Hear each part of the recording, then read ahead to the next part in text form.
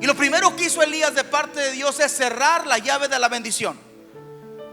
Y él dijo: no va a haber lluvia si tú estás en este lugar, porque Dios te plantó aquí, con quien Dios te plantó. Y cuando Dios te plantó, prepárate, porque el siguiente nivel se va a activar en tu vida. No temas delante de ellos, porque Jehová está contigo.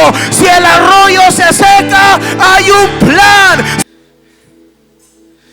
Yo quiero predicar esta tarde sobre los planes de Dios y cómo Dios ejecuta sus planes sobre cada uno de nosotros. Me gustaría que pusieras atención y que abrieras tu mente y tu corazón para que el Espíritu Santo nos deje una reflexión a cada vida y a cada corazón. ¿Qué planes tiene Dios para ti? No sé si ha sido tu oración. Y luego hay gente que está solo viniendo a la iglesia, solo caminando, pero no está preguntando sobre cuál es el plan, sobre para dónde va, para dónde Dios quiere dirigir tu vida. De verdad, hermano, es el momento de que le preguntes a Dios: ¿cuál es el plan? ¿Qué plan tienes conmigo? ¿Para qué me llamaste? ¿Para qué me salvaste?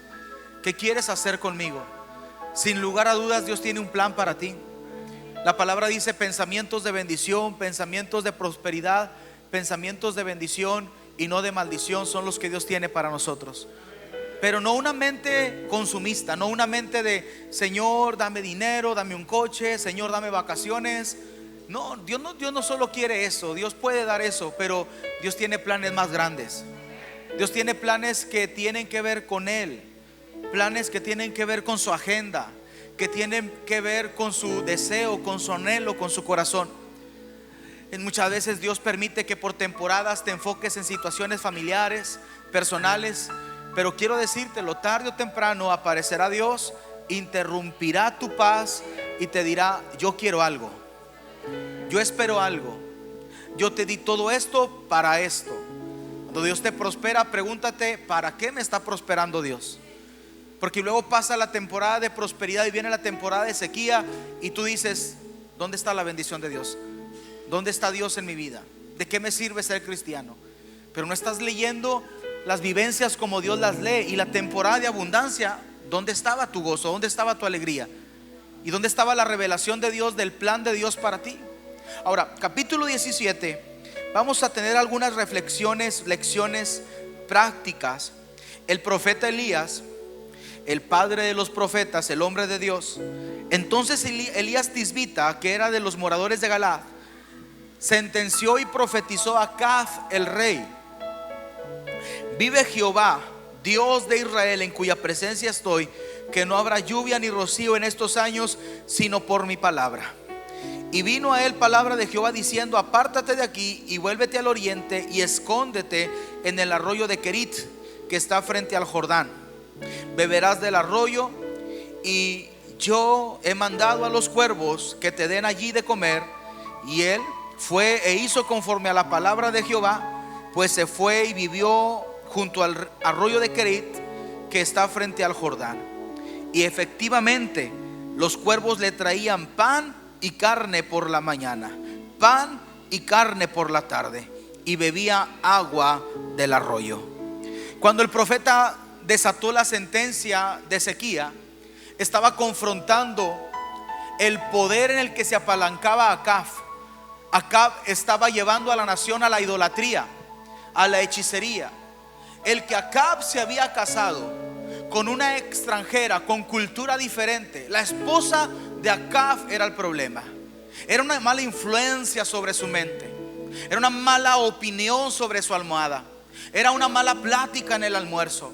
Y Acab estaba arrastrándolo, sembrando dudas, sembrando discordia, sembrando odio contra los profetas de Dios. Y estaban ellos, hermano, usando el poder financiero para financiar a los profetas falsos de Baal, mientras que a los profetas de Jehová los mantenían escasos, miserables, pobres, de tal manera que cuando estaba la confrontación de espíritus, porque es normal que los demonios anden en los aires, pero muchas veces, hermanos, los brujos, los hechiceros, la maldad, el pecado atrae a los demonios a la tierra. La tierra no es el hábitat de los demonios. Los lugares oscuros, los abismos, ahí deben de estar los demonios. Pero cuando los demonios logran estar en la tierra, es porque alguien en la tierra con dominio y con autoridad abrió puertas y no está ejerciendo dominio y autoridad. Y los demonios quieren bajar y estar en nuestro medio y en nuestro terreno de autoridad. Y los demonios estaban en la tierra de tal manera que un mesero que servía a los profetas perversos de Baal la comida, sustraía de la riqueza de Jezabel, de la riqueza de Acab, y llevaba a las cavernas donde mantenían con pan y con agua a los auténticos profetas de Jehová, porque los habían arrinconado. Los habían llevado con tanta oposición y con tanta miseria y con tanta pobreza que los habían esconderse en las cavernas. Y Elías era un hombre valiente, Elías era un hombre de Dios. Y Elías pensaba que habían acabado con todos los profetas de Dios. Ahora, Elías era un hombre que levantaba profetas. Después Eliseo levantó seminarios de profetas, escuelas de profetas. Pero en el tiempo de Elías, ser profeta, ser predicador, vocero de Dios en la tierra, se había convertido en una profesión de alto riesgo, porque había una real persecución contra quien predicaba la verdad. Y había charola abierta para los profetas falsos de Baal, pero para los profetas de Jehová, en el territorio de Jehová, no había permiso para profetizar. De tal manera que un hombre llamado Abías, él llevaba comida a escondidas y los alimentaba y los mantenía solo con pan y con agua a los hombres de Dios. Jezabel, por otro lado, patrocinaba, financiaba a todos sus profetas falsos para que bajaran yugos de esclavitud, yugos de hechicería, yugos de miseria sobre la nación. Y Elías, hermanos, se levantó y puso el dedo en la llaga. Elías no hizo algo como profético ritual, él no hizo algo así espectacular, sino que él puso el dedo donde tiene que estar y atacó uno de los poderes que el enemigo siempre va a usar en tu contra. Y necesitas descubrir cómo opera el enemigo en tu contra. Y lo primero que hizo Elías de parte de Dios es cerrar la llave de la bendición. Y él dijo: no va a haber lluvia viendo a los profetas de Baal, ni va a estar pudiendo pagar y patrocinar la cadena de pecado, de fornicación, de maldades que Jezabel patrocinaba y buscaba, porque el olor olía fétido delante de Dios. Pero el Señor vino y cerró la llave de la bendición. No va a haber lluvia. Un hombre valiente. Pero un hombre valiente echado para adelante, que muchas veces nos pasa hasta los predicadores, a los profetas, levantan una palabra profética sin medir las consecuencias. Y pensamos que estamos exentos y que no vamos a quedar regidos con la palabra profética. Pero el Señor tuvo cuidado de Elías y lo mandó a vivir por un tiempo al arroyo Querit. Y ahí le dijo: vas a vivir ahí y ahí vas a estar.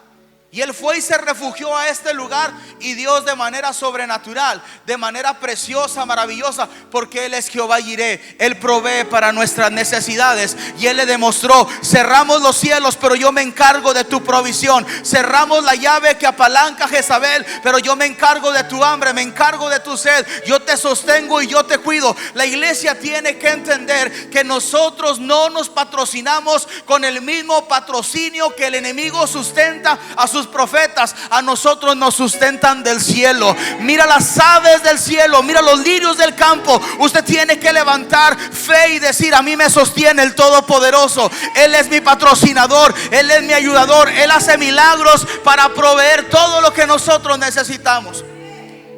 Qué hermoso pasaje. Beberás del arroyo y yo mandaré cuervos que te den ahí de comer. Me encanta el profeta de la obediencia, porque dice: y él se fue e hizo conforme a la palabra de Jehová. Esa va a ser una constante en Elías. Y él se fue e hizo conforme a la palabra de Jehová.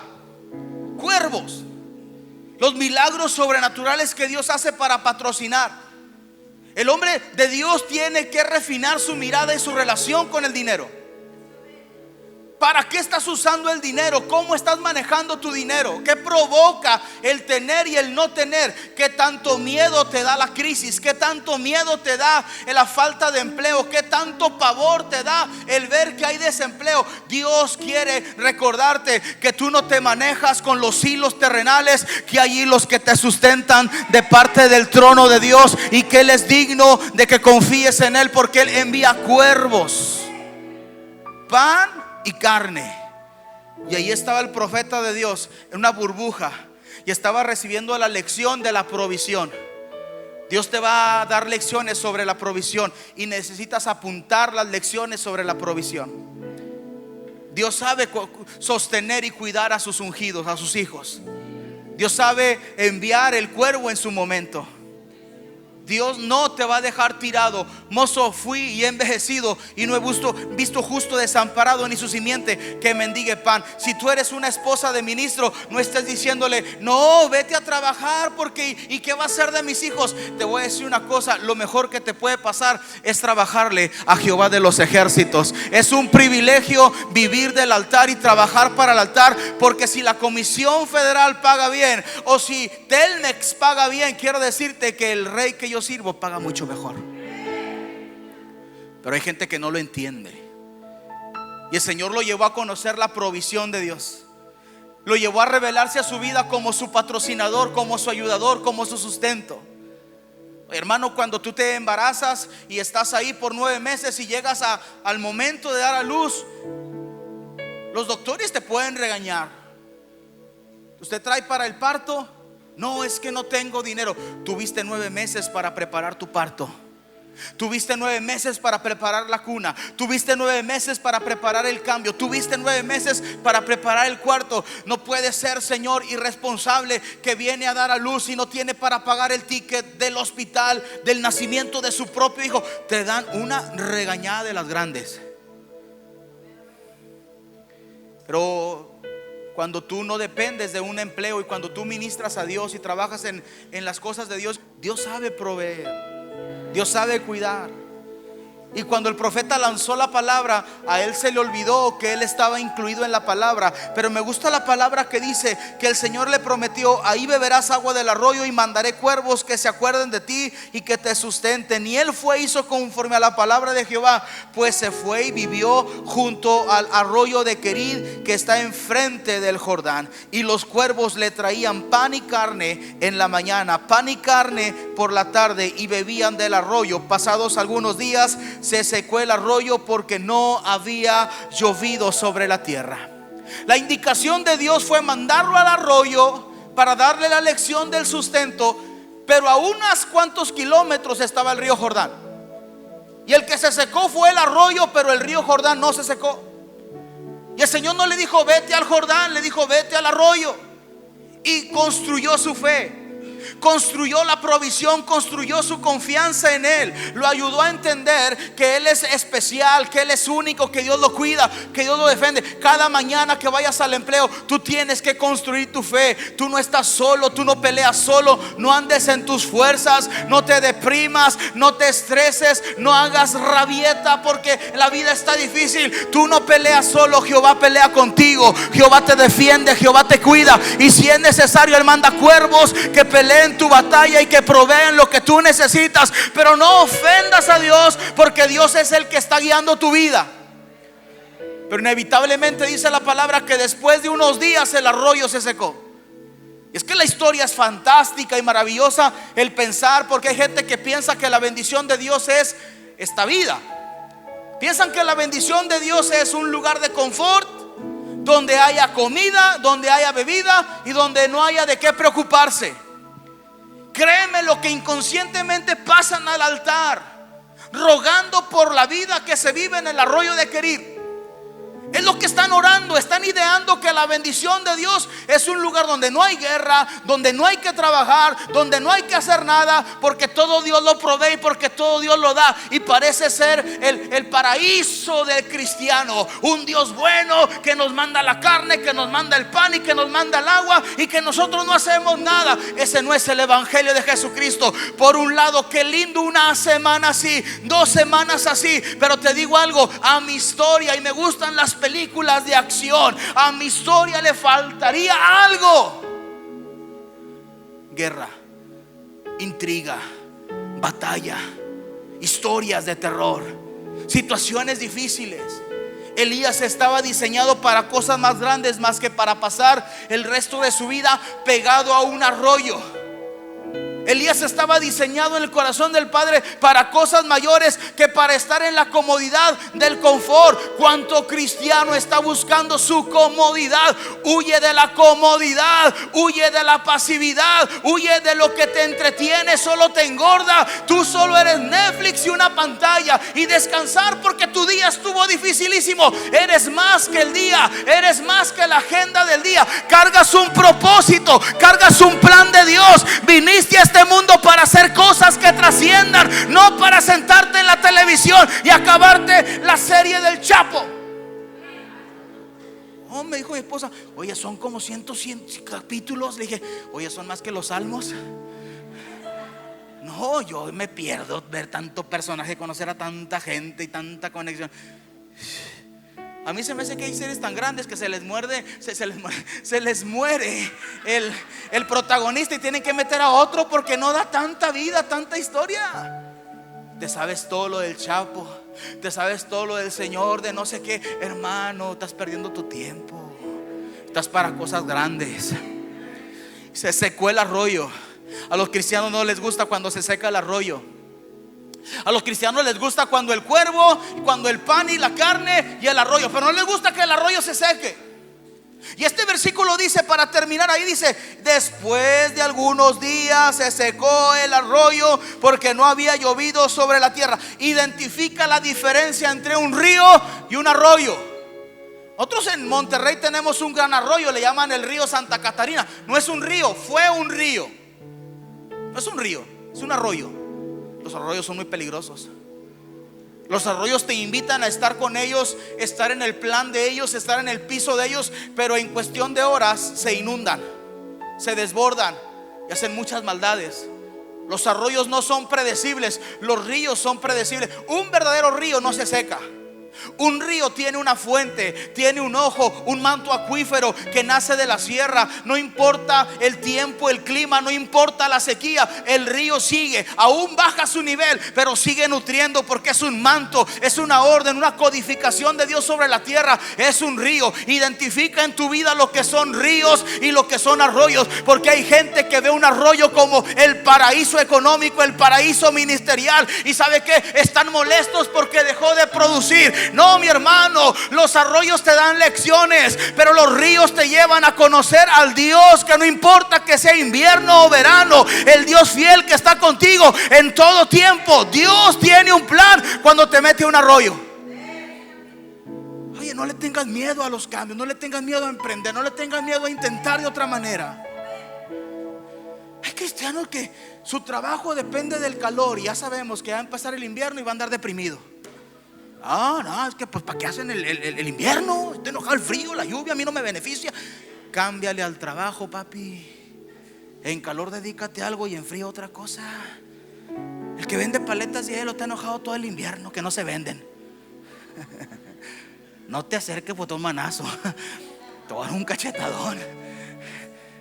Ay, hermano, pues en tiempo de calor vendes la paleta, en tiempo de frío la avena. No aferrado en contra. No, el lotito caliente fluya. Los arroyos se tienen que secar. Y Dios permite que los arroyos se sequen. ¿Y sabes qué pasa con la vida de Elías? Que las cosas no mejoran porque a veces las cosas se empeoran. El Hijo de Dios tiene que estar preparado para las complicaciones y para que las cosas empeoren. El verso 8 dice: vino luego palabra de Jehová diciendo: levántate y vete a Sarepta de Sidón y mora ahí, y he aquí yo he dado orden ahí a una viuda que te sustente. El tema con Sarepta de Sidón es que hay algo de fondo que quiero tocar. Quiero añadirle a lo que te he predicado en algunas ocasiones. Dios es un Dios de propósitos. ¿Alguien lo entiende? Dios es un Dios de planes, de estrategias. Lo pudo haber mandado a otra región, pero lo tuvo que llevar a Sarepta. ¿Sabes por qué? Porque Sarepta era el lugar de donde Acab había escogido a su esposa. De ahí, hermano, habían traído a la Jezabel. Jezabel era originaria de Sarepta. Y cuando Dios lo metió a guerrear contra Jezabel, Dios llevó a Elías al territorio de Jezabel. El cristiano que busca la victoria no le tiene que tener miedo a la confrontación. Mayor y más grande es el que está con nosotros que el que está en el mundo. En la cruz del Calvario despojó a los principados y a las potestades, los exhibió públicamente. En la cruz del Calvario les arrebató la autoridad, y ahora no hay demonio ni espíritu que quiera habitar con nosotros en nuestro territorio. ¿Y sabe qué está haciendo Dios? Para los que profundizan en la palabra, que la Jezabel trajo a los demonios al territorio de Jehová de los ejércitos. Pues si Jezabel trajo a los demonios al territorio de Jehová de los ejércitos, Jehová metió al profeta al territorio de los demonios, y ahí se plantó y ahí lo sustentó en medio del mismo infierno. Papá sabe plantar a sus llamas de fuego en contra de los demonios. Hay un plan de Dios para plantarte rodeado de enemigos. Hay un plan detrás. Es que en esta empresa nadie me quiere, me voy a caer. Ahí quédate. Es que en esta familia nadie me abraza. Ahí te quedas. Es que en esta colonia no prospera nadie. Ahí te puso Dios. Cristianos de chocolate, de cartón, de papel, llorones. Es que en esta iglesia nadie me saluda. Ahí te puso Dios. Ahí vas a florecer. Ahí te plantó. Hermano, había muchas opciones para plantar a Elías, y Dios lo llevó a Sarepta para confrontar y para plantar en el mismo terreno del diablo. La iglesia tiene que levantarse en armas y tiene que pelear la batalla. Dice: vete a Sarepta y mora ahí. Y he aquí, yo he dado orden ahí a una mujer viuda que te sustente. Muchas veces el enemigo usa el poder de la influencia. Téngale mucho respeto a la influencia, a la influenza también.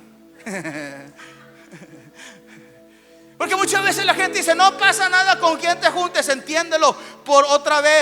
Muchas veces te lo voy a decir: entiende que sí importa con quién te juntas.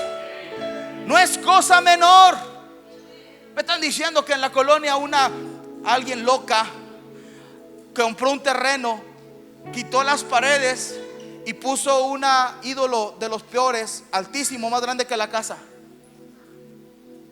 y que aquí está en la colonia. Y yo un día venía para predicar, después de predicar en otra iglesia, había una marcha, una caravana con muchas muertes en las calles, en las cajas de las camionetas, y mucha gente devota a ese ídolo muerto atrás caminando y marchando. Primer pensamiento: qué tristeza. Segundo pensamiento: y las iglesias evangélicas no se pueden unir para proclamar el nombre de Cristo, porque no falta el pastor ladrón, mentiroso, no ético, no sabio, que usa para su favor todas las cosas. Pero hay una mujer que está ahí poniendo un ídolo muerto sobre nuestro territorio, y la iglesia tiene que saber cómo se confrontan esos espíritus. Y si alguien está trayendo demonios a mi territorio, entonces tengo que ponerme modo siervo de Dios, modo profeta de Dios, y tengo que entender que Dios me plantó para derrotar, para destruir, como martillo, golpear al principado hasta que se someta y salga huyendo en el nombre de Jesús. Hay confrontación de poderes. ¿Sabes cuánto le costó a Elías llegar? 112 kilómetros. Caminar 112 kilómetros. Vete a Sarepta, hay una mujer que te sustentará.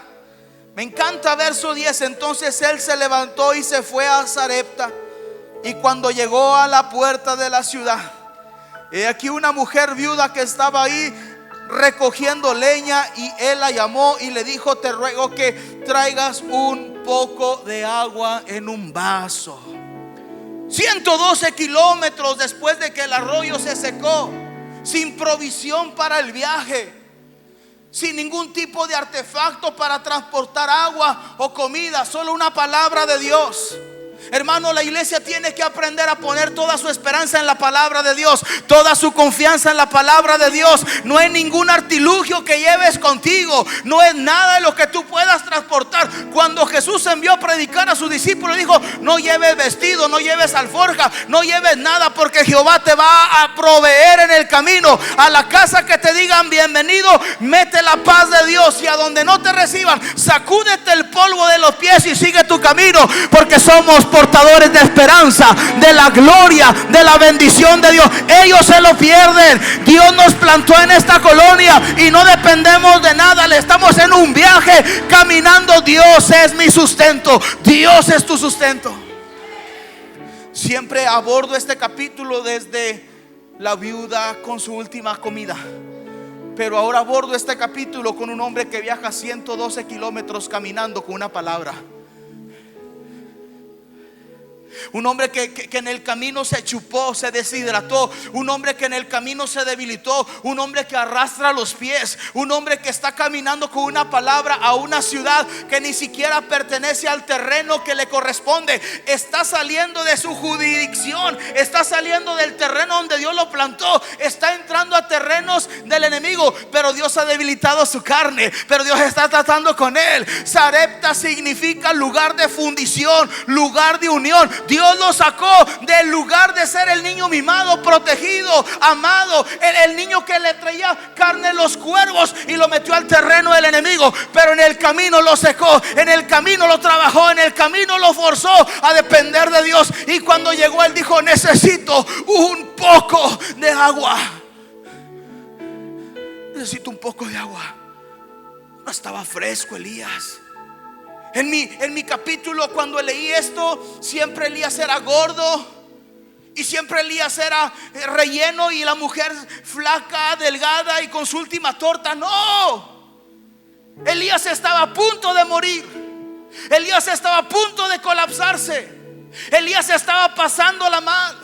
Elías no le había ido bien las últimas semanas. Se atrevió y levantó sentencia. Cerró los cielos, pero cerrar los cielos lo incluía a él. Estuvo en el arroyo, pero el arroyo se secó. Tiene 112 kilómetros caminando a una ciudad, y su lengua está pegada al paladar y está a punto de caer y desvanecerse. Y está diciendo: si muero, muere la esperanza. Si muero, se acaba la historia. Necesito que hidrates mi alma, porque tengo una palabra. Trae un poco de agua. ¿Sabe quién le estaba patrocinando el agua? El territorio que había sido la fuente de podrición, de maldad, de miseria para todo el territorio del enemigo. ¿Sabe dónde te va a sostener Dios? Del mismo patrocinio que el enemigo levantó para tu destrucción. El enemigo va a tener que patrocinar la campaña, va a tener que patrocinar la caravana, va a tener que patrocinar tu célula, tu predicación, tu viaje misionero. Él tiene que pagarlo, y él tiene que sustentar a los hombres de Dios, porque de Jehová es la tierra y su plenitud, el mundo y lo que en él habitan. Y cuando él dice: esto es mío, entramos para recordarle: nada es tuyo, todo le pertenece al Rey de Reyes y Señor de Señores. Es de papá, le pertenece al Señor. Tu agua y tu comida son para los profetas de Jehová. Necesito agua. La iglesia tiene que entender la verdadera necesidad. Dice la palabra: traigan diezmos a la folía. Haya alimento en mi casa, dice el Señor. No se puede colapsar el sistema. No se puede colapsar la casa sacerdotal. El templo se tiene que mantener abierto. Tiene que ser testimonio para las naciones. Y Elías está diciendo: entiendo tu necesidad, porque yo tengo necesidad. Tráeme un poco de agua. Necesito pensar con claridad. Tráeme un poco de agua. Y lo dice la palabra del Señor, hermano.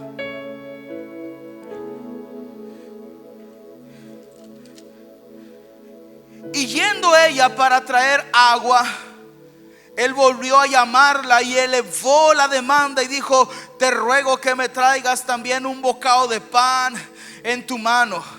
Y ella respondió: vive Jehová tu Dios, que no tengo pan cocido, solamente un puñado de harina tengo en una tinaja y un poco de aceite en una vasija. Ahora recogía 2 leños para preparar, dice, para preparar para mí, para mi hijo, para que lo comamos y nos dejemos morir. Elías le dijo: no tengas temor, ve y haz como has dicho, pero hazme a mí primero de ello una torta cocida debajo de la ceniza y traédmela, y después harás para ti y para tu hijo. Elías está tocando fondo. No va a haber victoria si nosotros queremos estar exentos de la prueba. La prueba tiene que incluir al liderazgo. Si nosotros montamos un sistema austero, nosotros tenemos que ser los primeros. Si nosotros hablamos de derrotar al enemigo, nosotros tenemos que pasar por el ayuno, por la oración, por la vigilia, por el clamor, por la marcha. No podemos estar exentos. Nosotros como siervos de Jehová tenemos que ser los primeros en saber lo que duele el hambre en las tripas,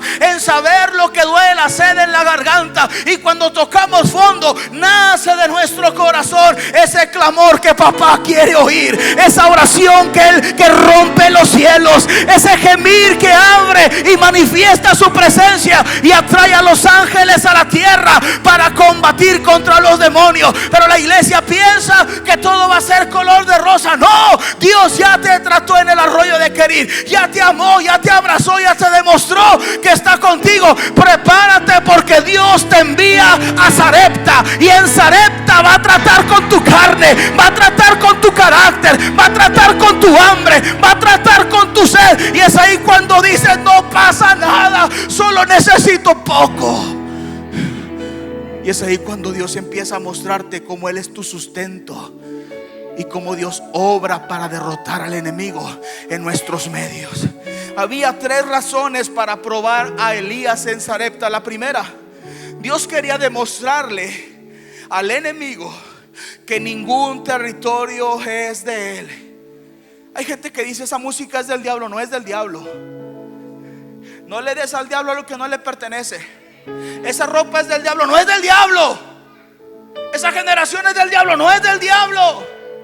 Esa colonia es del diablo. No es del diablo. La juventud es del diablo. No es del diablo. Nada le pertenece. Dios nos va a posicionar. Un día me habló muy serio el pastor Mac y me dice: Paz, dime la verdad. Mi paz de oro, dime la verdad. ¿Qué te digo, Mike? Dice: esta onda de mi barba y a mí me gusta el rock. ¿Y qué onda? Dice: ¿y tú crees que no hay problema? No, dale. Hay mucho rockero que necesita oír a Cristo. Dale, plántate en medio y háblales de Cristo. Dice: Paz, las letras de la música rock está más bíblica y más doctrinal que la música pop.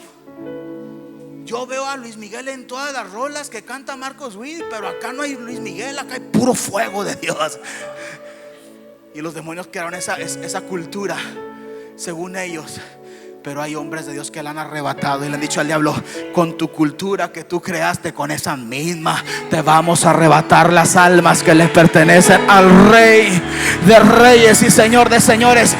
Nada le pertenece, todo es de Cristo y para Cristo, de Jehová en la tierra y su plenitud. Mentiroso, falsante, imitador, nada te pertenece, todo es del Rey y para el Rey.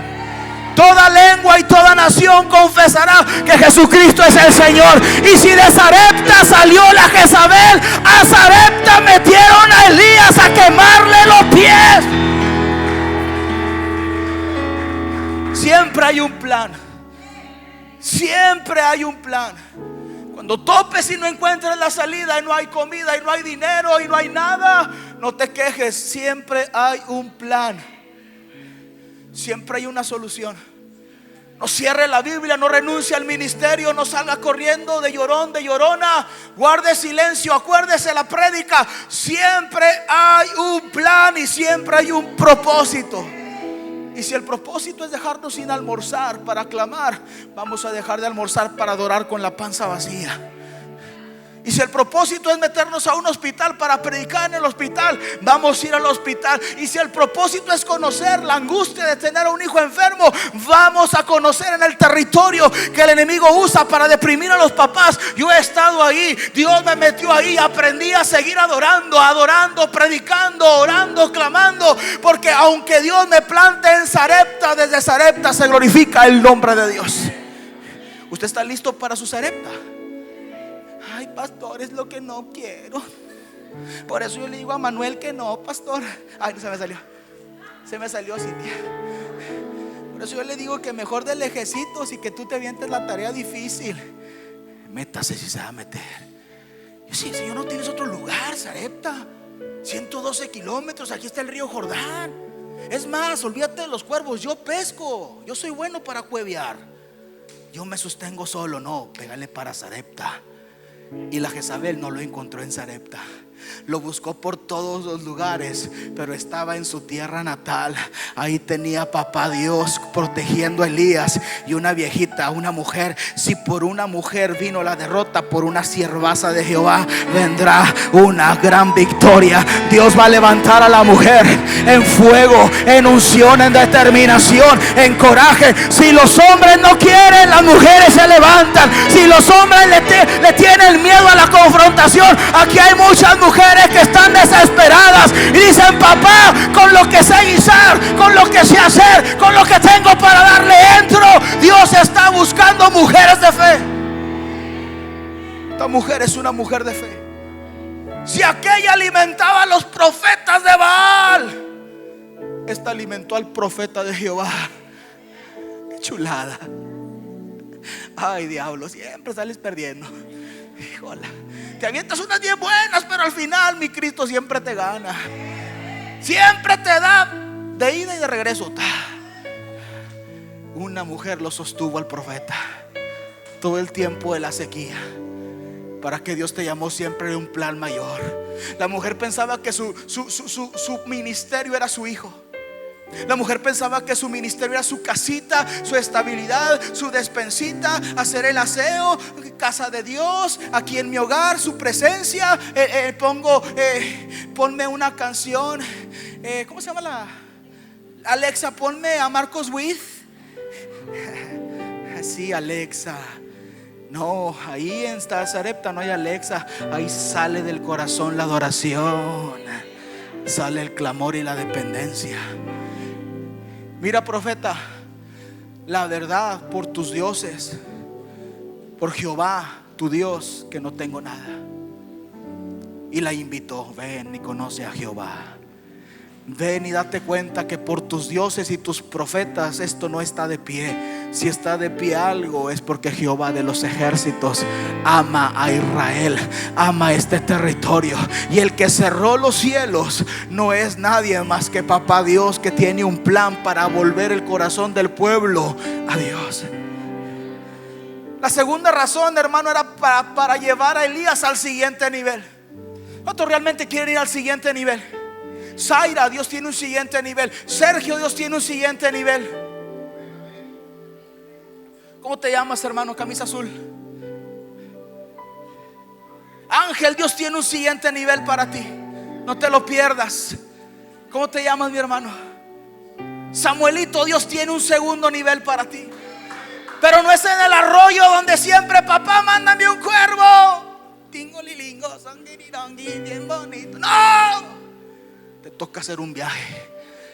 Allá donde el diablo te pegó, allá donde el diablo te robó, allá donde el diablo te quitó lo que era tuyo, ahí Dios te va a meter, ahí Dios te va a plantar. Ahí vas a llegar con alegría, con gozo, con triunfo. Y papá te va a sostener para testimonio de que Dios es Dios del monte y del valle. No regresas con las manos vacías, porque tu Dios está por encima del clima económico, el clima social, el clima financiero. Papá reina sobre toda circunstancia. Estaba ahí para fundir la fe de Elías. Estaba ahí para terminar lo que tenía que hacer con Elías. Y Elías vio a la mujer y conoció la necesidad de la mujer. Elías conoció la situación de la mujer. ¿Qué verso estoy? Dígame, por favor. El 13. Mi Biblia se movió. Sí, gracias. Aquí está. No tengas temor. Esa palabra de Elías era la misma palabra que él estaba aprendiendo a confiar diariamente en la palabra de Dios. Veas como has dicho, hazme a mí primero. Elías representa la esperanza. Oh hermano, necesitas en el siguiente nivel reconocer quién es tu fuente. Entiende la diferencia entre un arroyo y entre un río. Los ríos no se secan. Elías representa un río. La iglesia tiene que comenzar a hablar niveles de honra, de respeto, de dependencia. Y Elías sabe que vale más vivo que muerto. Y a la mujer le toca poner a Elías en primer lugar. Usted le toca poner a Dios en primer lugar. A usted le toca poner el templo en primer lugar. A usted le toca poner la honra a los siervos de Dios en primer lugar. Eso lo está enseñando. I'm sorry si te gusta o no te gusta, pero aquí es más importante mi vida que la tuya. Igual tu historia es linda, mañana te mueres, pero si yo me muero esto se colapsa. Necesitas darme a mí primero. Ya lo he dicho algunas veces, cuando viajas, la indicación del vuelo es: si alguien depende de ti y la cámara del avión se despresuriza, va a caer una mascarilla de oxígeno. No se la pongas a tu compañero, aunque sea un anciano o un niño, póntela tú. Y cuando estés respirando, después se la colocas a él y te la pones tú. Pero nunca primero a él, primero tú. Porque es más importante quien está a cargo que el que depende de otro. Porque si tú te desmayas, él no sobrevive. Pero si tú te mantienes consciente, él sobrevive, porque tú puedes administrarle el oxígeno. Pero una persona que no sabe administrar el oxígeno, él se desmaya, la otra persona se muere también. Esto es lo que Elías está diciendo. Necesito mantenerme vivo, porque esta palabra que soltamos me está llevando a mí también a padecer la prueba. Sigo leyendo.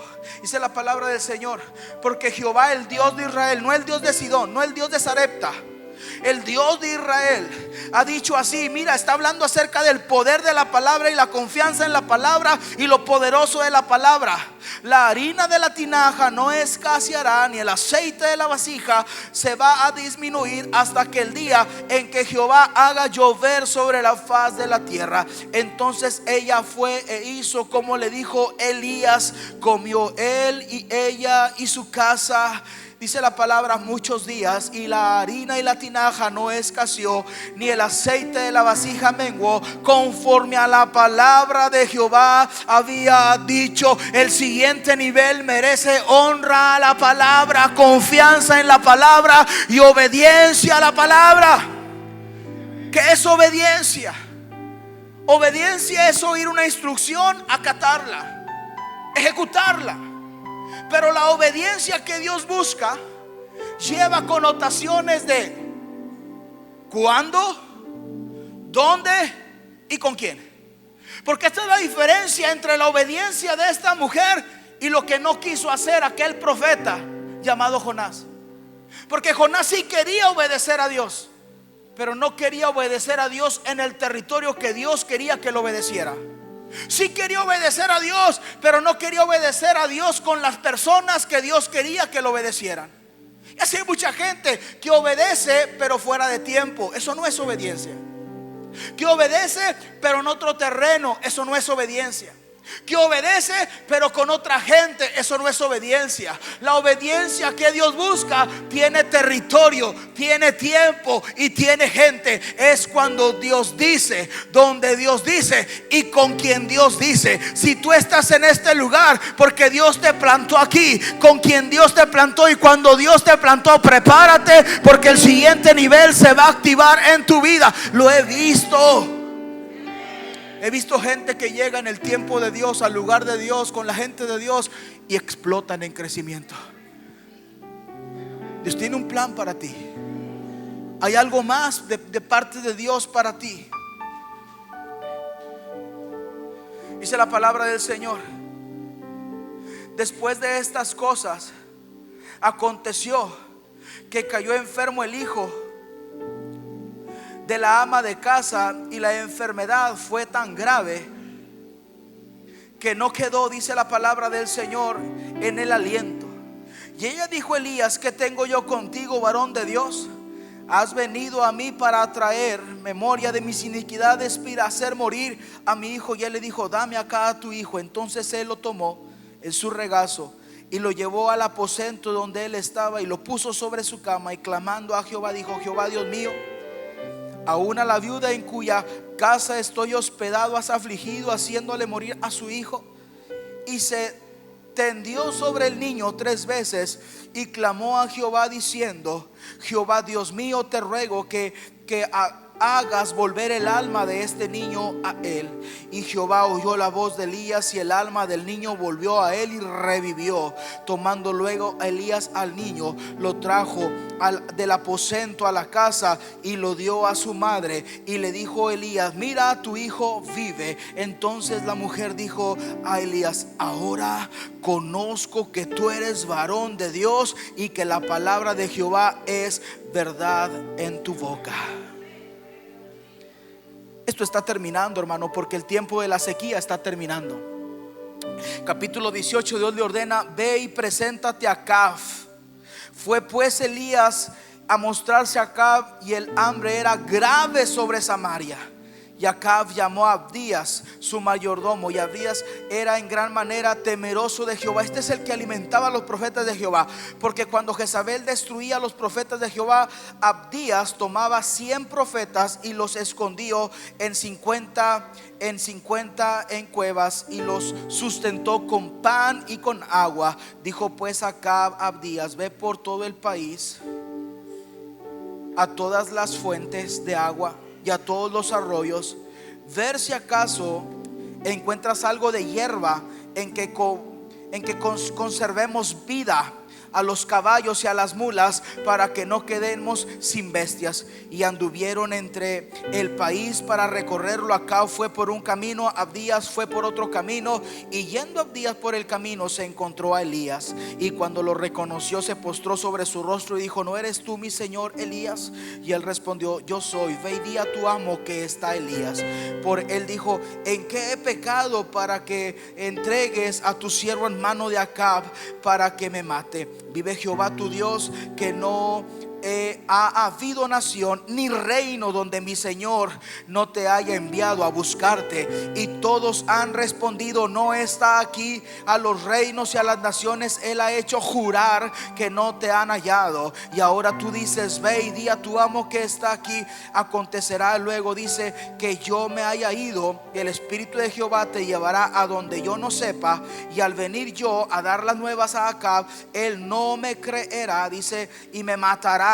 Y tu siervo teme a Jehová desde su juventud. No ha sido dicho a mi señor lo que hice cuando Jezabel mataba a los profetas de Jehová, que escondí 100 varones de los profetas de Jehová, de 50 en cuevas, y los mantuve con pan y con agua. ¿No estás enterado, Elías? Y ahora dices tú: ve y di a tu amo que estoy aquí para que me mate. Y le dijo Elías: vive Jehová de los ejércitos, en cuya presencia estoy, que hoy me mostraré a él. Entonces Abdías fue a encontrarse a Acab y le dijo: he visto. Acab vino a contárselo a Elías, y cuando Acab vio a Elías, le dijo: eres tú el que turba a Israel. Entonces el verso 18, la respuesta poderosa, y él respondió: yo no he turbado a Israel, sino tú y la casa de tu padre, dejando que los mandamientos de Jehová y siguiendo a los Baales. Envía pues ahora, congrégame a todo Israel en el monte Carmelo, y los 450 profetas de Baal y 400 profetas de Acera que comen de la mesa de Jezabel tu esposa. Entonces Acab convocó a los hijos de Israel, reunió a los profetas en el monte Carmelo. Y aconteció Elías y todo el pueblo dijo: ¿hasta cuándo claudicaréis entre dos pensamientos? Si Jehová es Dios, seguidle, y si Baal, id en pos de él. Y el pueblo no respondió palabra. Y Elías volvió a decir al pueblo: solo yo he quedado profeta de Jehová, mas de los profetas de Baal hay 450 hombres. Den dos bueyes y escojan de ellos uno, y córtenlo en pedazos y pónganlo sobre la leña, porque no pongan fuego debajo. Y yo prepararé prepararé otro buey y lo pondré sobre la leña y ningún fuego sobre él debajo, e invocad luego vosotros el nombre de vuestros dioses y yo invocaré por medio de fuego. El Dios que conteste por fuego, ese será Dios. Y todo el pueblo respondió diciendo: bien dicho. Entonces Elías dijo a los profetas de Baal: escogeos el buey y preparadlo vosotros primero, pues que sois más, e invocad el nombre de vuestros dioses, mas no pongas fuego debajo. Y ellos tomaron su holocausto y que les fue dado y lo prepararon e invocaron el nombre de Baal desde la mañana hasta el mediodía, diciendo: Baal, respóndenos. Pero no había voz ni quien respondiese. Entonces dice la palabra del Señor: andaban saltando cerca del altar que habían hecho. Y aconteció al mediodía que Elías se burlaba de ellos, diciendo: gritad a alta voz, porque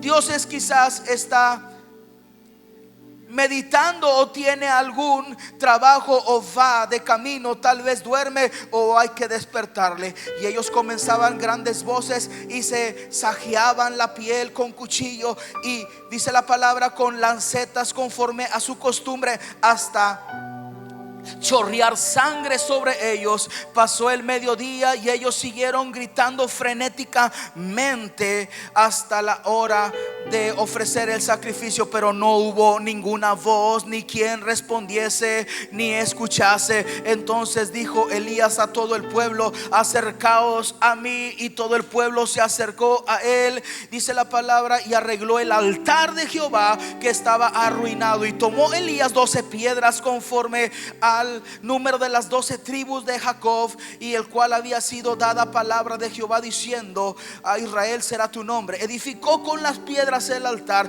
y el nombre de Jehová, dice, después hizo una zanja alrededor del altar, en cuya cupieran 2 medidas de grano, y preparó y puso agua sobre esa zanja, y dijo: llenad 4 cántaros de agua y derramadlo sobre el holocausto. También empapen el altar, dice, sobre la leña. Y dijo: hacerlo otra vez, y lo hicieron. Y dijo aún: hacerlo la tercera vez, y lo hicieron la tercera vez. Y cuando llegó la hora de ofrecer el holocausto, se acercó el profeta Elías y dijo: Jehová, Dios de Abraham, Dios de Isaac, Dios de Israel, sea hoy manifiesto que tú eres Dios en Israel y que yo soy tu siervo y que por mandato tuyo he hecho todas estas cosas.